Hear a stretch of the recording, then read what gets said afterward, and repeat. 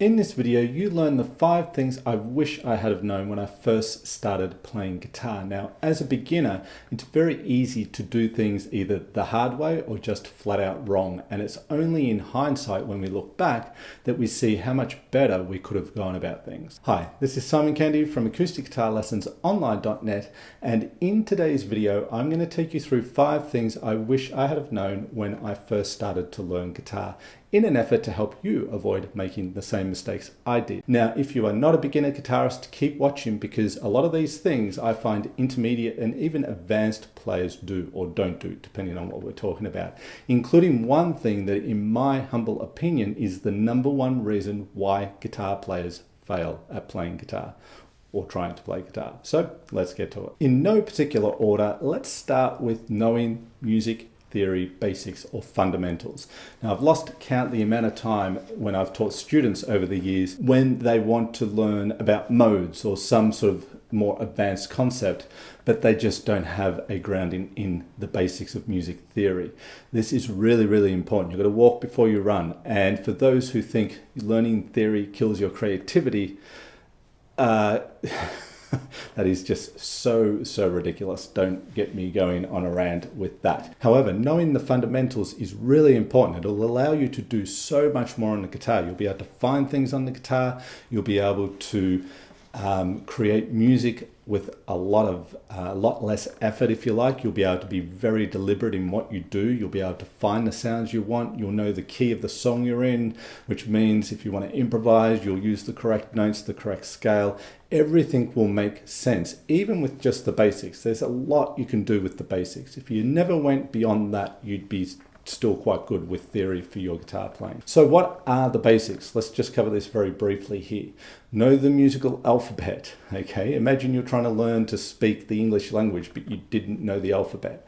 Know the musical alphabet. It's got 7 natural notes, and then you've got your accidentals, sharps and flats, okay, A, B, C, D, E, F, G, and sharps and flats in between. And know that between B and C and E and F, there is no sharp or flat. Now, from there, you want to then learn the scales, how we group these notes into keys that make sense musically. So you want to know all your major keys with sharps and with flats. There are major keys with sharps, there are major keys with flats. And of course, there's C major, which is the key that has all natural notes. So know your major and minor keys. Now, it's way beyond the scope of this video to go into all of that. But if we just look at C major here, you want to know that C major has C, D, E, F, G, A, and B notes in the key. You also want to know the chords in the key, how it's harmonized. So in the key of C, if we stick with our key here, it's C major, then it's D minor, E minor, F and G major, A minor, B diminished. They're your 7 chords that belong in the key of C. You also want to know how to spell each of these chords. So you want to know that a major chord is 1, 3, 5, therefore C is C, E, G. Now, if we're looking at minor chords, it will be a 1 flat 3, 5. So a C minor chord would be a C, E flat, G. We're flatted the third, so we get that minor sound, right? We've got major, the major third, and you've got the minor sound. And of course, we want to relate all this to the fretboard, but we'll talk about that a little bit later. So we want to know all those things. We want to know how to spell the chords. We want to know the chords that exist in a major and minor key, because then when you look at songs, they make sense. You see, oh yeah, that's the 1, 4, 5, 6 chord progression, or whatever it might be. Okay, pulling out the chords of the key. If there's a chord that's not from the key, you'll recognize it really easily because it'll stand out, and there'll be reasons for why that's being used. But that's going into slightly more advanced things there. #2, no particular order here, but metronome. Using a metronome. This is so important. Having good time is essential if you're going to play any instrument. It's almost the most important thing. Arguably, it is. Using a metronome will help you develop a good inner sense of time. Whether you're going to play on your own or you're going to play with other people, you've got to have a great sense of time. And so you want to use a metronome. Now, here's the important thing. When I say use a metronome, don't use a metronome for every single thing you do, because then there's a whole lot of other things you won't end up focusing on when you're practicing guitar. You've got to be able to focus on different areas, and a metronome's not always going to be applicable. But at least regularly practice with a metronome, whether it's playing a tune you're working on or it's just working purely on time. You want to use a metronome. Believe me, it's going to make life a whole lot easier. Now you can get free metronome apps on your phone. I pay for mine because it gives me some more variables, which I think is worth doing, but a free one will do the job too. I've got one here on my phone, so I'm just going to quickly demonstrate here. You can set it at different tempos, etc. I've got it at 80 beats per minute, and you can either work with a metronome away from the guitar. So for example, I could just have 80 beats per minute clicking there, and you could just simply clap or tap along with the metronome beginning on the beat, like so. 1, 2, 3, 4, 1, 2, 3, 4, and just dialing into that rhythm and seeing if you can consistently keep time. And you don't want to look at the metronome, you want to look away and just listen and feel. If you look, it won't help because you perceive things differently through vision versus orally. So you're clapping along, and then you might try and clap an eighth note rhythm, 2 to each beat. Like so. Okay, so just working with the metronome in isolation is great, and you can do that anywhere, anytime, so it's very accessible. Then of course you could bring your playing into it. So, very quick demonstration here. I could just strum a few chords to the metronome. So setting up my time. I'm in 4/4 here, by the way. 3, 4, 1, 2, 3, 4, 1, 2, 3, 4, and 1, 2, 3, and 4, and 1, 2, and 3, and I just want to dial right in and feel the pulse of the metronome there at 80 beats per minute. And you want to work with different tempos, etc. Now, again, beyond the scope of this video to get right into that, but I do have a video on the metronome and different ways to train with the metronome. So I'll link to it in the top right corner right now so you can bookmark that and check it out later. Okay, this one is big. Number 3, learn the note names on your instrument. It's basically the difference between trying to find something in a room with the light off and it's pitch black versus having the light on. You can just see where everything is. It's at your fingertips and away you go. Or if you like, it's the difference between trying to find somewhere to go. You're looking for somewhere, you're driving without navigation, without a map. You're gonna have a lot harder time trying to find it versus having navigation. It really makes a huge, huge difference. But a lot of people get thrown off because it looks very difficult to do. You see these diagrams of all the notes on the fretboard and think, how do I remember that? There are methods to this. And again, I'm going to link to a video in the top right corner I have on learning the note names on the guitar that you can check out in more detail. But in a nutshell here, it's all about reference points initially. So you want to learn the open strings. You want to know you've got E, B, G, D, A, E. Okay, top to bottom. Then you also want to know that they repeat an octave higher on the same string 12 frets. So open to 12, you get the E again, but it's an octave higher. B, B, G, G, D, D, A, E, E. That's the starting point. Then the open E will repeat as a fretted note on the string below at the 5th fret. The open B will repeat on the string below at the 4th fret. That's the odd one out because of the tuning of those two strings. Then the G will repeat at the 5th fret on the string below. The open D will repeat on the 5th fret, string below. Open A will repeat on the 5th fret, string below. So there are a few key reference points.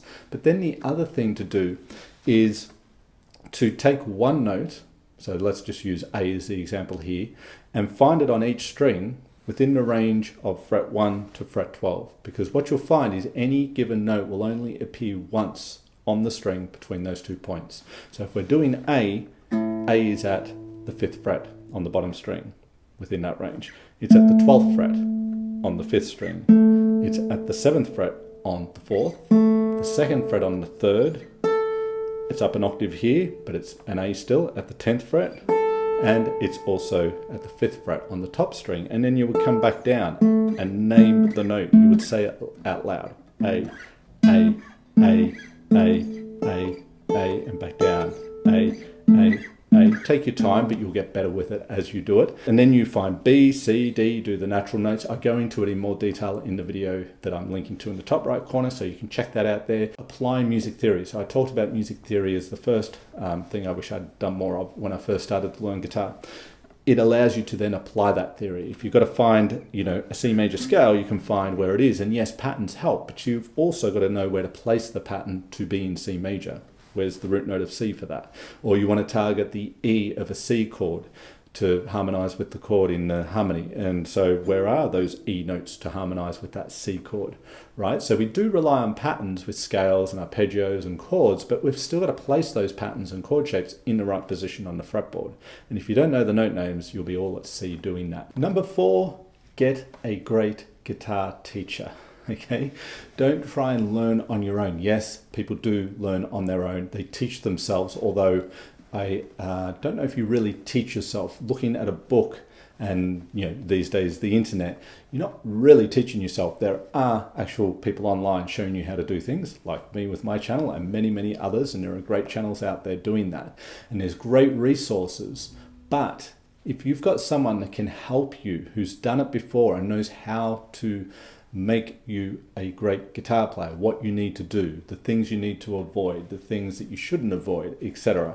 It makes life a whole lot easier. And a guitar teacher can also be a great mentor as well. Finding not just a teacher, but a really good teacher. I wish I had done that. Now, I've had some great teachers over my guitar playing life, but initially I did not. And I could have made a lot more progress in the early stages of my playing if I had have gone to a good guitar teacher. Now, if you're happy to sort of go alone with okay, fine. Do what you feel is right for you. But all I can say is that finding a good guitar teacher will make all the difference to your playing, not only in how fast you progress, but to the level you get to. I mean, it's not only that on your own it can take a lot longer, it's also that you can either end up quitting because it's a lot harder, and 2, that you don't quit, but you don't quite get to the level that you could because there's just a lot of things you don't know about simply because you're trying to teach on your own. Even in today's world with the internet and all the stuff out there, it can be, in one sense, it's great. There's so much information out there. It's fantastic, but it can also be very overwhelming and paralyzing.